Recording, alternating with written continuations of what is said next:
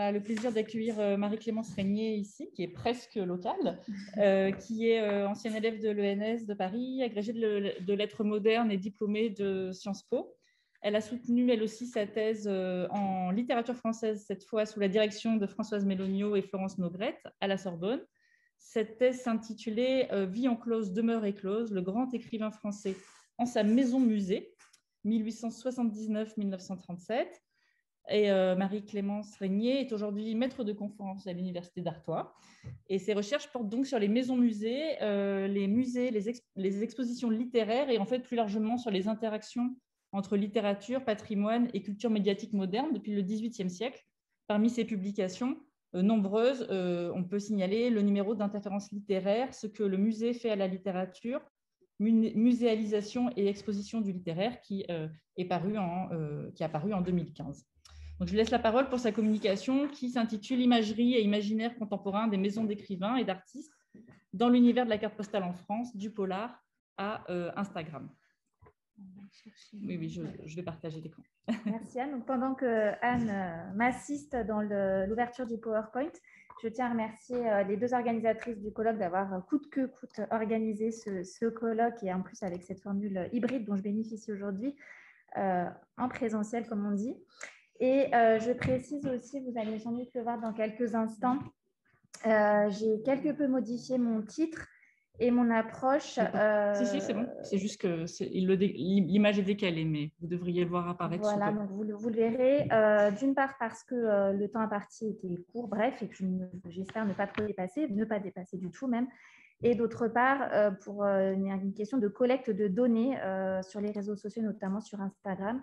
Donc, c'est une dimension que je compte intégrer très prochainement, notamment dans les actes, mais à laquelle je ferai référence pendant Désolée, on a quelques... Donc, au sein des cartes postales littéraires, ainsi qualifiées parce qu'elles donnent à voir et à lire la littérature, ce que l'on rapporte à la littérature, écrivains, œuvres, etc. Les cartes postales citations et les cartes postales portraits d'auteurs occupent une place de choix, comme vous pouvez le voir sur cette image, dans les présentoirs de vente. Elle traduit sinon l'extension du domaine de la littérature, du moins celle de sa marchandisation et du capitalisme artiste qui s'est approprié la littérature comme objet culturel. Une troisième catégorie de cartes postales s'ajoute, me semble-t-il, à cette imagier, la carte postale qui représente ce qu'on appelle aujourd'hui une maison d'écrivain, terme sur lequel il faudrait passer effectivement déjà du temps et sur lequel on reviendra. Celle-ci occupe un rôle non négligeable dans la crypte à ciel ouvert. Je cite Foucault. Je vais passer alors à la... Attends, ça marche comme ça à chaque fois. Ouais, okay. Donc, la crypte à ciel ouvert, pour reprendre le terme de Foucault, que la Troisième République a sanctuarisé autour des gloires nationales. La maison d'écrivain figure là parmi les morceaux choisis, terme que j'emprunte à Sébastien Lapac, du patrimoine français pour célébrer les riches œuvres d'une nation littéraire. La carte postale remplit alors une fonction commémorative et testimoniale à laquelle il convient d'ajouter une fonction touristique, évidemment, qui n'exclut pas une dimension cultuelle, puisque à défaut de prélever un fragment de plancher, ce que les pèlerins du XIXe siècle faisaient beaucoup, on ramène chez soi au moins une image qui figure le sanctuaire. Les cartes postales de maisons d'écrivains marquent de fait l'entrée de ces hauts lieux dans l'ère de la reproductibilité technique et industrielle parmi un ensemble d'objets iconophores. Je souhaiterais amorcer avec vous ce jour une réflexion qui associe l'univers de la carte postale en particulier à mes recherches portant plus généralement sur les représentations discursives et visuelles de la maison d'écrivain et sa capacité à faire image pour emprunter la réflexion de Philippe Hamon. La maison d'écrivain génère en effet un imaginaire et une imagerie qui illustrent une mythologie nationale étroitement liée à la valorisation de la douce France des petites patries. On le voit ici, on associe la maison de Corneille au blason rouennais. Ces représentations éclairent en creux la dimension hétérotopique de la maison d'écrivain. Je reviendrai aussi sur des maisons d'artistes, vous le verrez, à la fois lieu réel et lieu autre, pour reprendre là encore une terminologie empruntée à Foucault. Pour entrer dans le sujet, je m'appuierai sur un corpus romanesque constitué de 2 romans que j'ai hésité longtemps à appeler polar, mais je vous expliquerai pourquoi, à partir desquels je mobiliserai plus largement un ensemble de cartes postales tangibles, datant en particulier de la période du plein essor de la carte postale et de la maison d'écrivain, de sa patrimonialisation, à savoir la Troisième République. L'idée, c'est de voir d'où vient la carte postale, l'image de carte postale et ce qu'elle peut devenir dans ces romans et ce que ces romans en disent à travers d'autres médias. Pourquoi le polar? Une remarque formulée par l'écrivain Michel Bussy.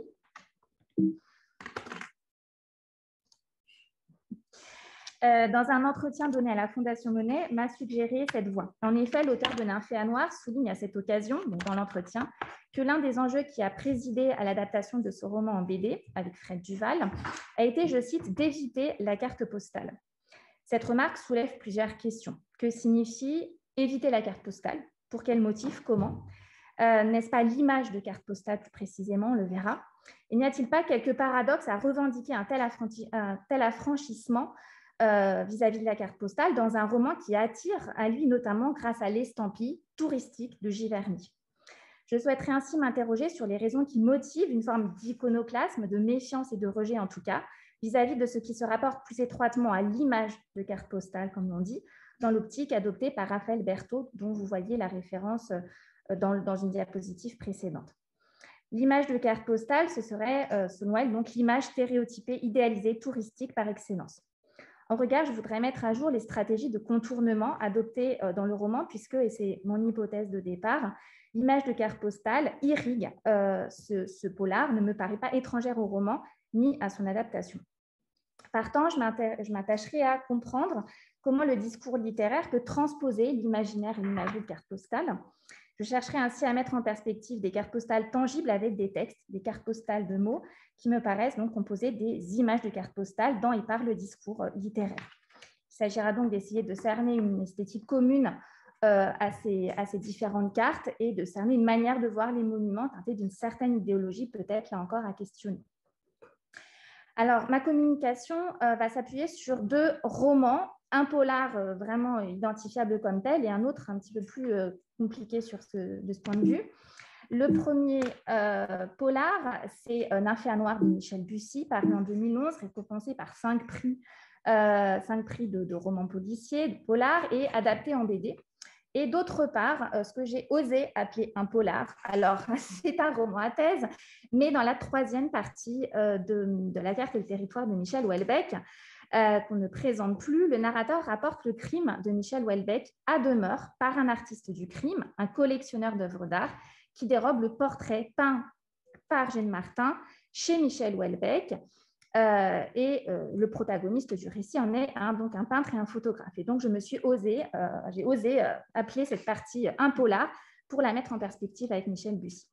Et il me semble que dans cette partie, vraiment, Michel Houellebecq se joue des codes du polar pour interroger en creux les représentations picturales, photographiques et discursives des maisons de l'écrivain, celles d'un Michel Houellebecq de fiction et les maisons également de l'artiste Jeanne Martin.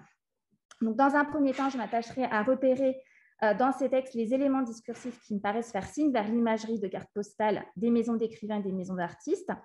Et dans un second temps, je verrai pourquoi justement, c'est sans doute pour cette raison que les romans sont iconoclastes, pour mettre à distance cette imagerie de carte postale dans une tautologie, on pourrait dire, on va passer des cartes postales de maisons d'écrivains aux maisons d'écrivains de cartes postales et voir comment cela s'organise.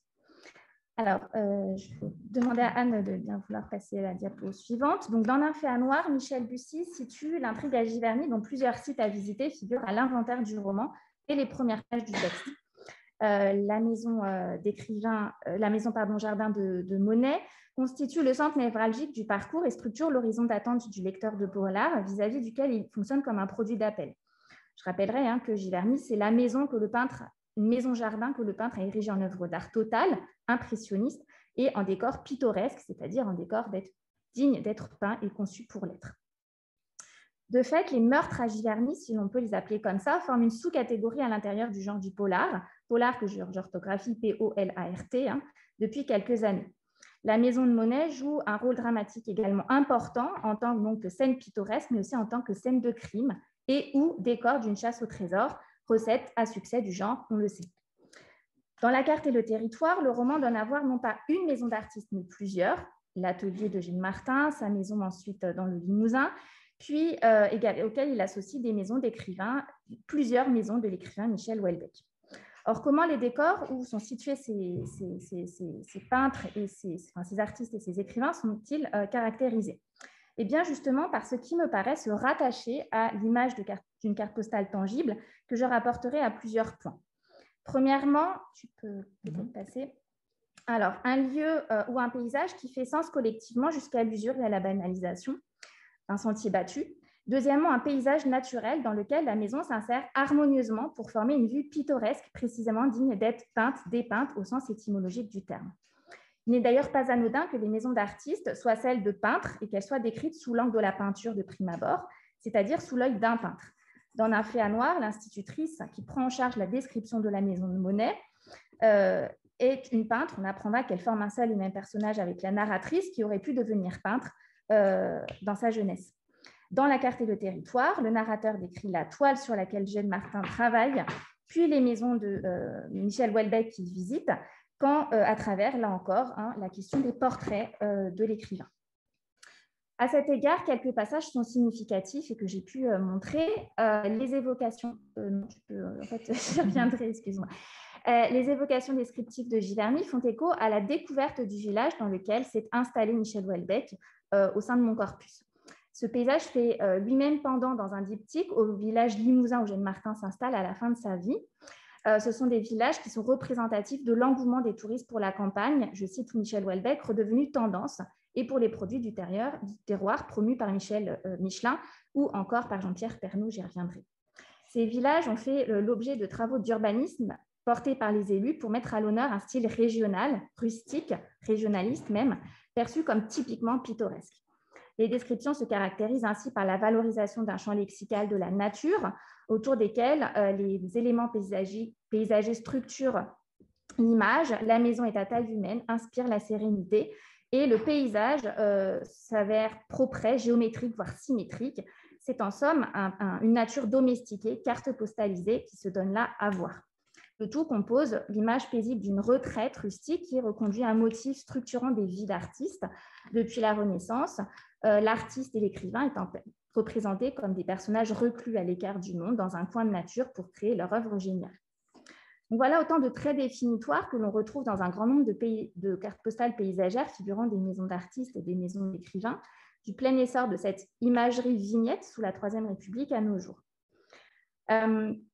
Donc, sur ce point, on peut voir, peut-être effectivement, je peux passer deux diapos, je crois. Donc, je vous ai rassemblé ici l'iconographie liée à Giverny, entre carte postale et puis photographie du lieu. Il me fallait introduire un petit peu ces lieux. Et puis, je voulais voir aussi avec vous d'où venait en fait cette imagerie de la maison à travers, et là, je vais entamer un parcours autour des cartes postales tangibles. Donc, il me semble que ces images que j'ai évoquées dans les deux polars sont liées avec toute l'iconographie des lieux qui circulent, et ça s'amplifie au XIXe siècle.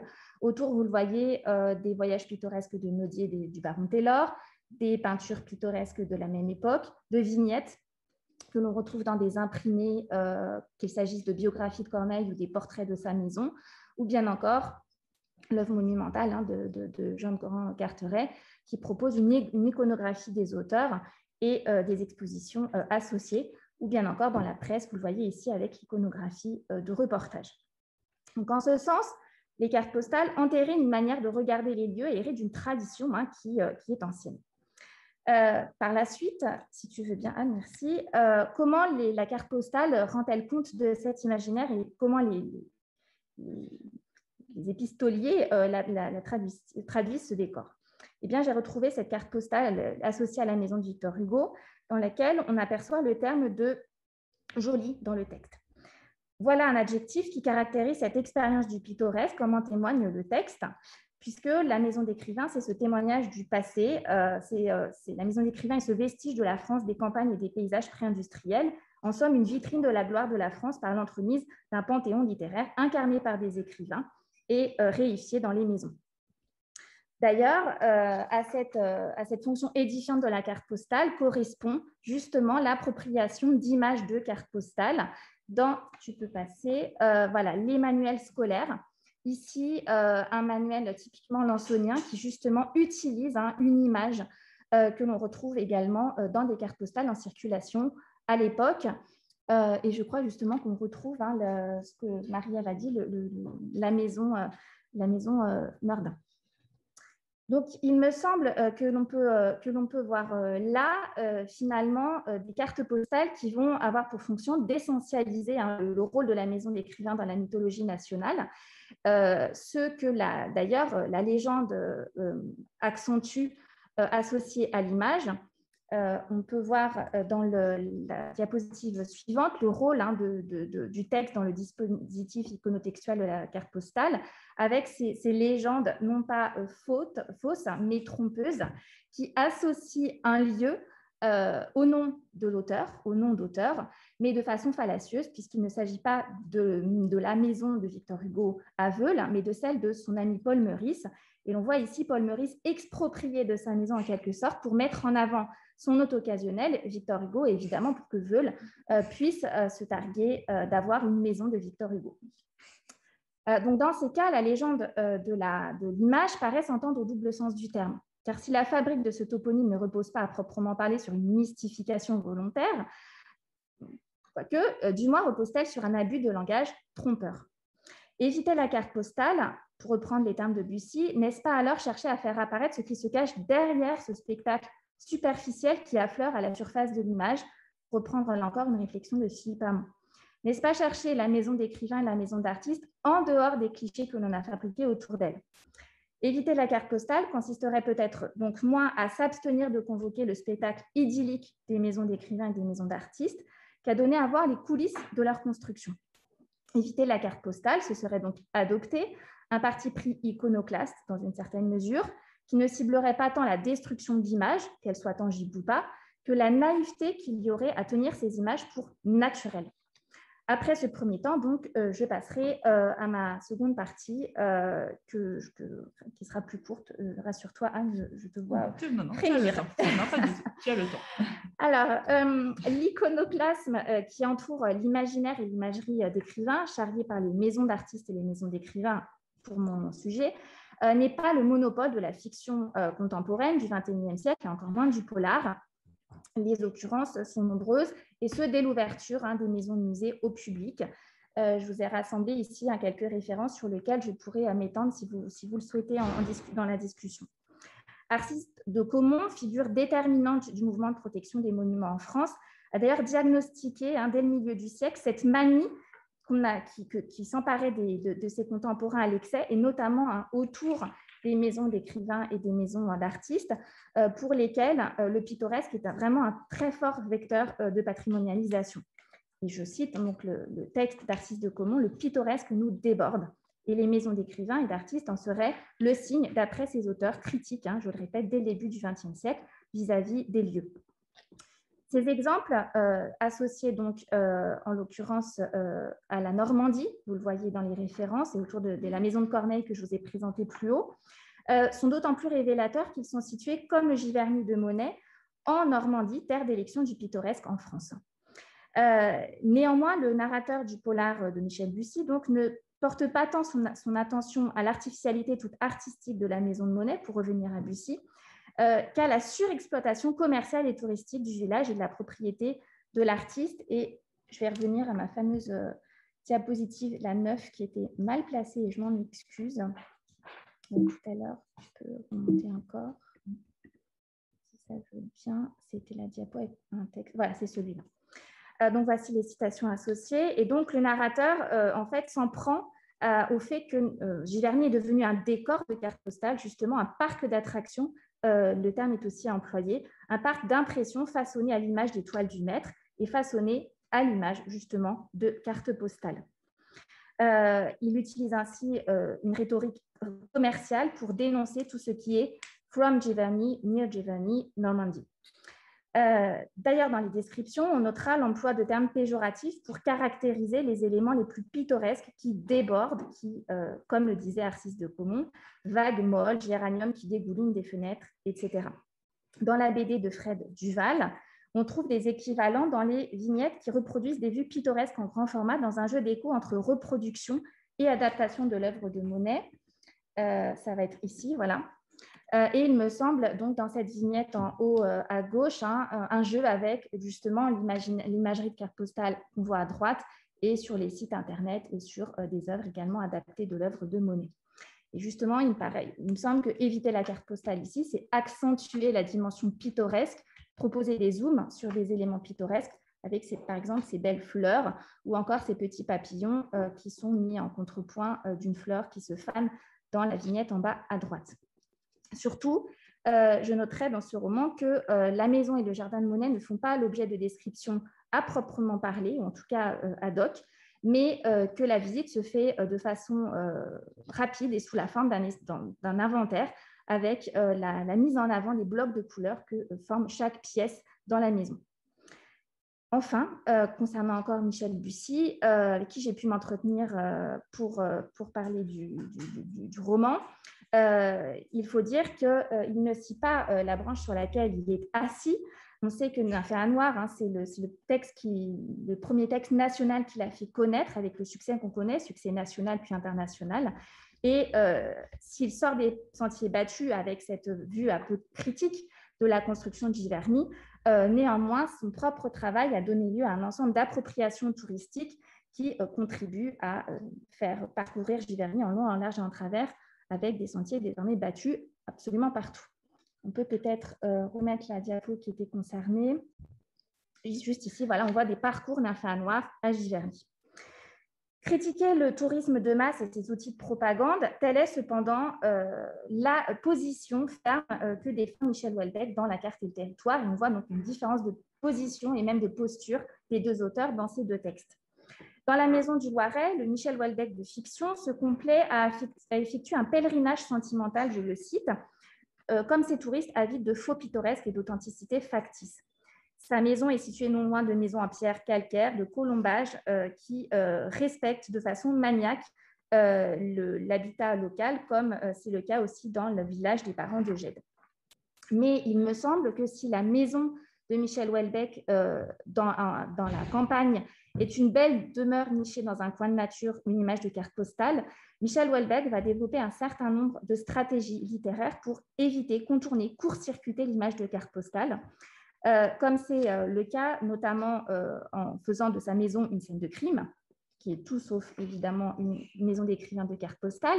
L'accès au sanctuaire sera même interdit, sauf aux forces de police, ou encore qui consiste à accumuler les clichés, comme par exemple en évoquant le fait que Michel Houellebecq cuisine un pot-au-feu et mange des macarons dans sa belle maison de carte postale. En contrepoint, d'autres éléments invitent à mettre en perspective l'imagerie de carte postale avec de nombreuses cartes postales qui, de même que tu l'as rappelé, jonchaient le palais de Tokyo dans l'exposition de Michel Houellebecq, me paraissent aussi parsemer la carte et le territoire. J'évoquerai donc ces vues qu'admire Eugène Martin dans le roman, et notamment ces passages où il lit Nerval et justement aperçoit et il regarde ces paysages à travers aussi le regard de Nerval dans Aurélia. Est-ce une façon de souligner le rôle de la littérature romantique, le rôle qu'a joué cette littérature dans la fabrique d'une imagerie de carte postale? Les impressionnistes en prendront aussi pour leur grade, je ne l'ai pas relevé ici dans la diapositive, mais les impressionnistes en prennent aussi pour leur grade dans le roman. Ou est-ce une façon de dire qu'il y a qu'il existe encore la possibilité, non pas d'une île, mais d'une imagerie de carte postale qui ne serait pas totalement galvaudée? Je pense ici, et j'en terminerai par là, à cette maison où Eugène Martin se retire à la fin de sa vie et qu'il fait entourer d'une clôture électrique.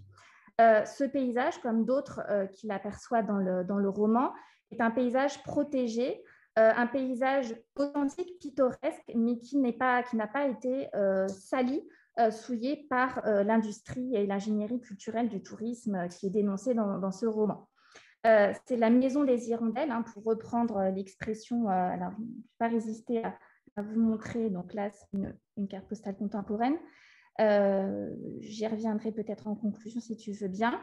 Donc, alors que les JT et les travaux de Jean-Pierre Pernaut, de Stéphane Bern ou d'autres sont moqués dans la carte et le territoire, et un ensemble de médias que j'évoquerai en conclusion, on voit que la maison d'Eugène Martin paraît être un havre de paix où existerait encore un imaginaire de carte postale, mais qui ne serait pas galvaudé et qui n'aurait pas été justement galvaudé par cette industrie du tourisme.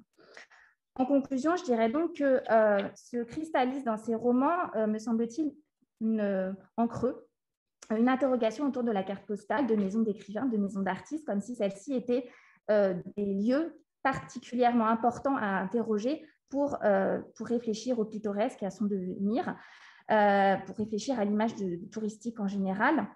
Il me semble que si la carte postale est présente en creux dans ces textes, c'est qu'elle est une image qui a été vraiment l'emblème de cette industrie touristique naissante, mais que les romans la mettent en perspective avec l'ensemble des médias et des appropriations contemporaines qui peuvent aujourd'hui concerner ces sites. Et justement, je reviendrai sur la diapositive dans laquelle vous avez aperçu ici un ensemble d'images. Michel Bussy, et dans son roman et dans la BD, évoque justement ces innombrables selfies que prennent les touristes qui visitent les lieux par écran interposé. Ils sont évoqués par conséquent en creux les réseaux sociaux sur lesquels on poste ces images, ces selfies, ou encore, chez Michel Houellebecq, davantage les guides Michelin, mais aussi tous les reportages Made in Jean-Pierre Pernaut, Made in Stéphane Bern ou encore Made in Vogue, qui s'attachent à rendre compte de la valeur authentique, pittoresque, artisanale et rustique des lieux. Il me semble donc que c'est qu'en faisant le pari de cette lecture de la carte postale dans ces deux polars, on voit là se dessiner un trait intéressant de caractérisation du polar qui aurait cette fonction aussi de mettre à distance la fabrique des lieux, la fabrique des lieux de l'art, et qui interroge cette question non sans nostalgie, puisque, me semble-t-il, les deux auteurs, notamment Michel Houellebecq, ne se départissent pas d'une certaine nostalgie vis-à-vis de ce que Sébastien Lapaque nomme la permanence, l'actualité, la résistance de la carte postale. Il me semble donc qu'on interroge là une clé de lecture essentielle à partir de laquelle on peut lire ce sujet de la carte postale dans des romans qui mettent en perspective plutôt qu'ils n'opposent représentation fidèle, représentation esthétisée, romantisme, réalisme, impressionniste, peintre et écrivain et photographe, dans des romans de l'artiste, du photographe, de l'écrivain, qui justement soulignent cette question de l'esthétisation des représentations des lieux de l'art. Merci beaucoup.